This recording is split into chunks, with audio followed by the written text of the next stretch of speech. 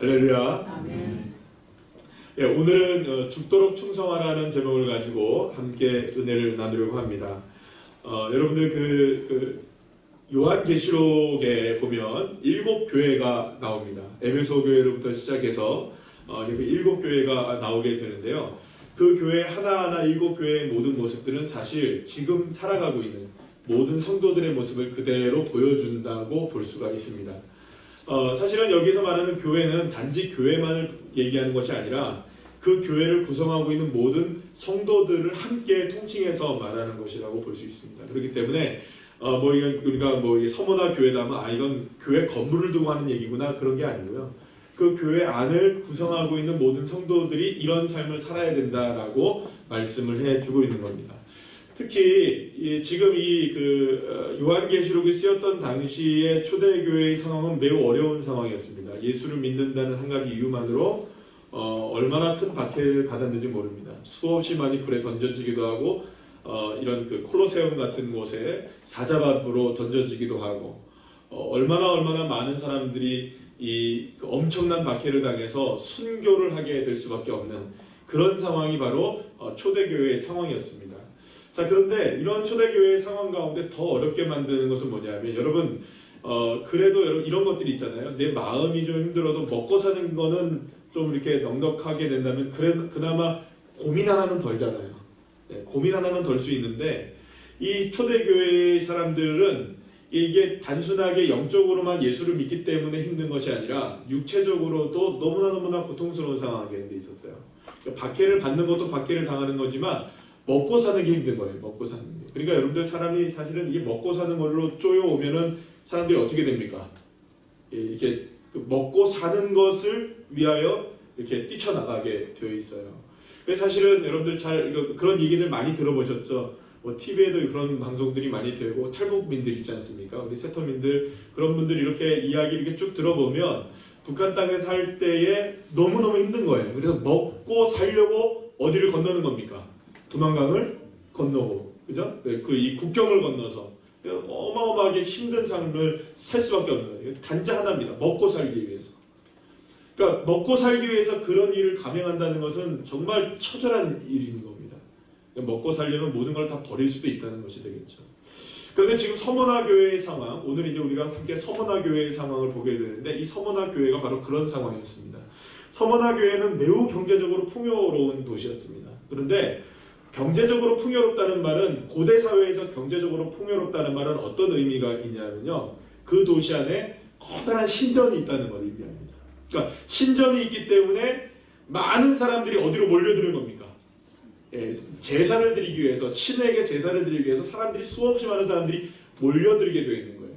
그러니까 거기에 자연스럽게 신전이 발달하게 되고 우상을 섬기는 일들이 발달하게 되어 있는 겁니다. 당시의 사회적인 시스템이 어떻게 되어 있냐면 모든 고기들, 그러니까 모든 육류나 이런 고기들은 먼저 전부 다 어디다가 올려지게 되는 겁니까?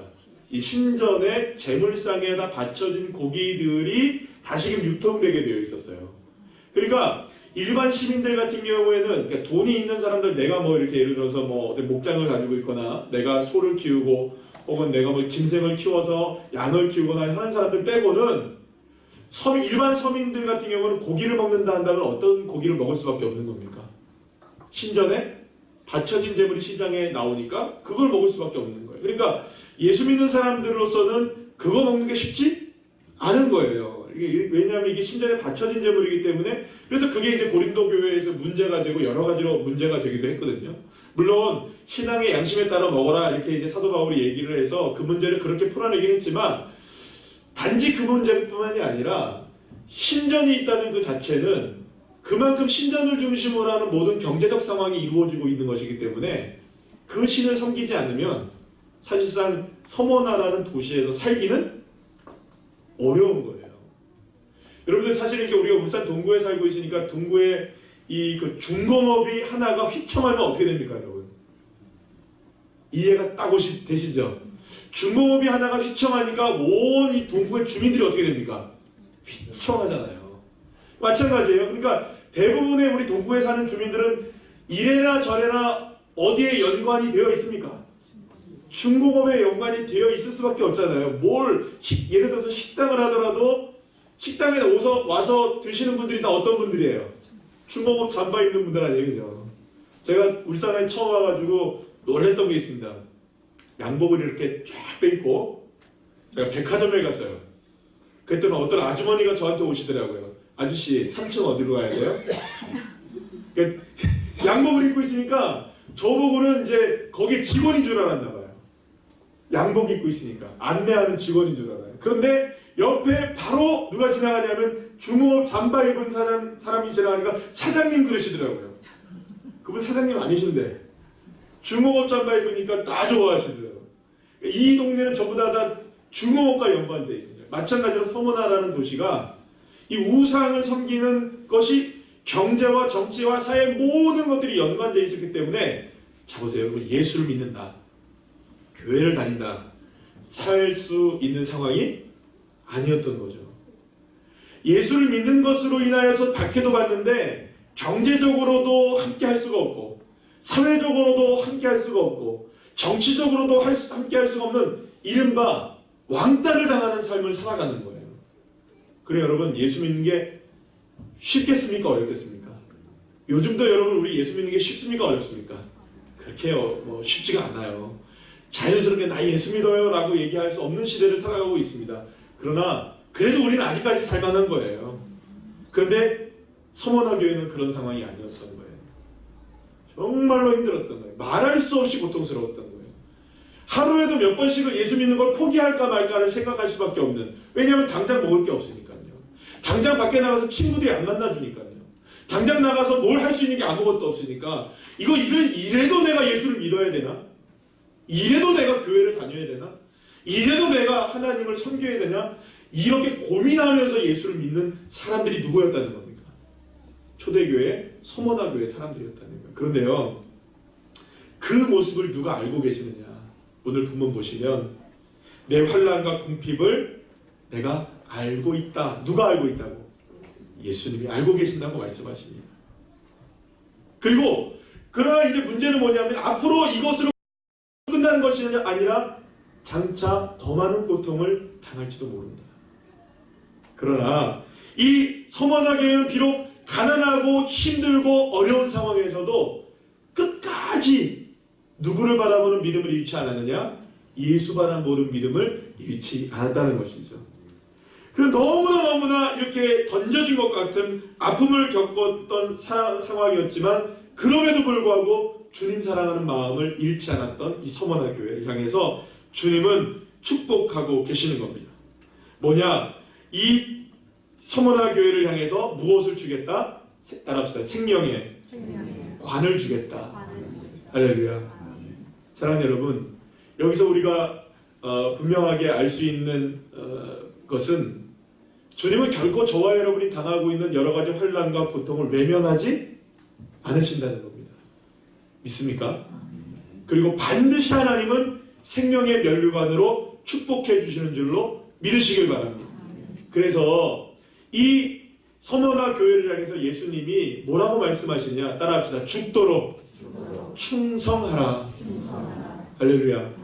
죽도록 충성하라는 이 말은요, 죽기까지 충성이라는 이 말 속에는 어떤 의미가 담겨져 있냐면 신실해야 한다는 것입니다. 따라합시다. 신실하다.